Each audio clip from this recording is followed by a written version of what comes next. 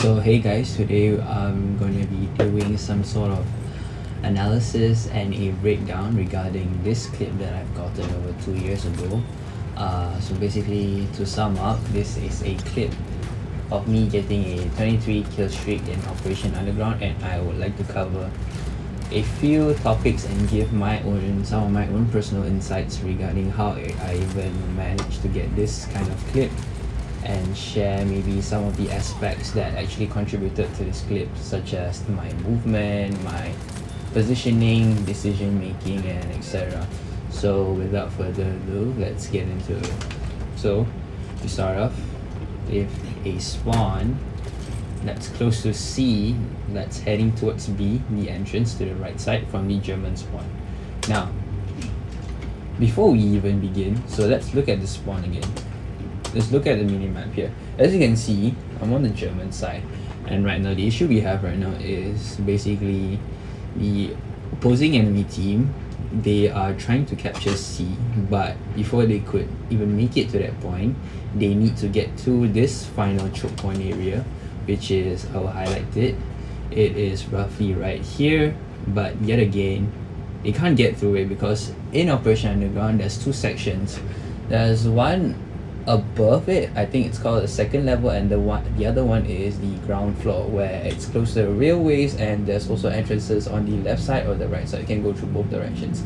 Now in this case, the main choke point, like the final choke point, if you want to push through to reach the outside objective, you gotta hold these three choke points, which in this case the enemy is not really holding it because we managed to push them back, so we are covering this area right here. So chances are the enemy is going to be roughly in that position. If you were to talk about that specific angle that we are right now, which is the right side, they are roughly over here, around this area. So I just spawned in as usual. My teammate, and they are a bit further. As you can see, I have some supportive teammates because they seem to be spamming these LMGs, which in this case is actually quite useful because they are usually doing this to prevent the enemy from actually picking corners. It actually gives us some sort of advantage, and you'll see later in the video. Oh, I didn't smoke, sorry. So I see this corner over there. Now this corner is actually quite famous for people who are trying to peek in, and other than that, there will usually be someone on the turret gun. It's called a Vickers. I think it's like a minigun. It's usually situated over there, but in this case there isn't. So I tried to I did a usual pre-fire.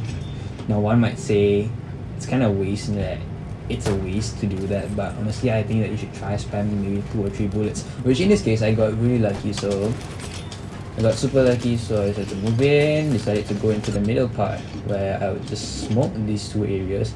Now as you can see, I decided to smoke twice because, okay, first time I used a smoke gun, I smoked the middle part by the way. And one important thing when you're smoking is actually you gotta smoke, you gotta know how to smoke, which in this case I actually shot my smoke on the middle rather than more towards the left or more towards the right, because if we somehow missed our smoke, there's what you call these tiny gaps that are going to be created in between these smokes where the enemy is able to see you, and therefore you're gonna die. So my advice is to pay attention to your surroundings and try to know how to smoke. What I would recommend is usually smoke in the middle so it spreads across evenly. Even if you fill your own smoke, I would suggest maybe throwing an extra smoke on top, like what I did. In this case, smoke those two spots perfectly so it covers everything, so no one can see me, yada yada, and I immediately go to the right. So it's like a flanking route, I guess you could say. It's like a short flanking route, and no one's holding here. So I went inside, I saw this guy, boom, got him, went into the room, no one's on the right side. I saw this guy hopping all over the sandbag, and I shot him midway, and I realized that, oh, I can't kill him, and there's no point in overextend because that's gonna get myself killed. So rather than following him, I just decided to ignore him. That's called target prioritization. I just proceeded with the guy on the right, kill him, reload, go inside. I don't know what those two are doing on the left, by the way. I see this guy running on the left side. He tries to come in, boom, kill him. And this guy is completely lost as well. I think it's because of the the visibility in this game is actually very terrible without let's say if you're not running a user CFG file. It looks completely different because what I have here and what possibly they might have, that enemy might not have a user CFG file, because user CFG files usually messes with the lighting, the shaders and the shadows, the textures, everything.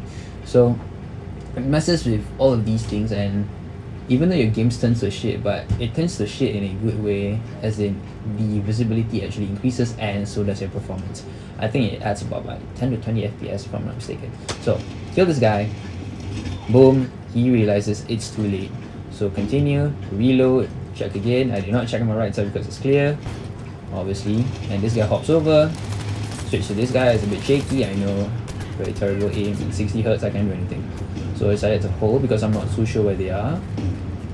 And I saw this guy did 75 damage on him, decided not to overpeak. And I only decided to peek once I realized this area right here, this area and this area is clear. Hence, that's why I committed to the push. Kill two of them. Boom. Shoot this guy as well. Check. Now, and boom. Now what this guy did was actually quite smart, but in this case he got very unlucky, because this is actually a really famous move among pro players, where they will usually just jump mid gunfight in order to get the headshot kill. Let's say you're in a position where you accidentally got caught off guard and you want to overthrow the enemy's aim, but in this case I think it kind of backfired, because in order to do that you have to have like some sort of decent crosshair placement in the first place, so that the chances of landing a headshot is so much higher. But in this case I think this guy, his crosshair placement, or maybe he was just reloading halfway and he kind of screwed up, so very unlucky, but that was a very good technique. And boom, so these three, switch to my sidearm, boom. I think that was my teammate from below, or the enemy dropped the smoke. Now in this frame I could either go left or right, but then I decided to go right because I thought it would be unpredictable, but he managed to read my guess anyway, surprisingly, but he still missed somehow, and hop back down, utilizing the movement over here. I don't know what that guy's doing. And so there's this guy, just went straight into me, and this guy's below, and I get shot from behind, and I immediately ran towards the right because that's my nearest source of cover. So I take the cover and I use this cover as a vantage, which in this case was a really good hit glitching spot, because there's actually a pole in front of me, so it makes it even harder to like shoot me, because the enemy can't really guess, especially when I'm strafing left and right. So strafe it and boom, got the headshot. Kill this guy as well. That guy popped the smoke. I don't know why he ran all the way to the right side. He did not see me. Boom. At this point my teammates are somehow not pushing it as usual. Popped up here, to the left, and I died over here. Honestly at this point I really can't do anything, because I wasn't really expecting them to like come to the back as well, because I thought when I did all of that my teammates would somehow push, but as you can see they did not. But let's say if I were to stay here, I think I would die anyway, because let's say if I kill one guy, this guy over here, but the guy behind him could either be coming from the right side or left side. Even if I did kill the guy, there's still one guy which I died to in the end. He still shot me from behind, so there's nothing I can do. And yeah, that sums up pretty much on what I do for this clip. So thank you guys very much for watching, and I'll see you in the next one if I ever make one of these again. Ciao.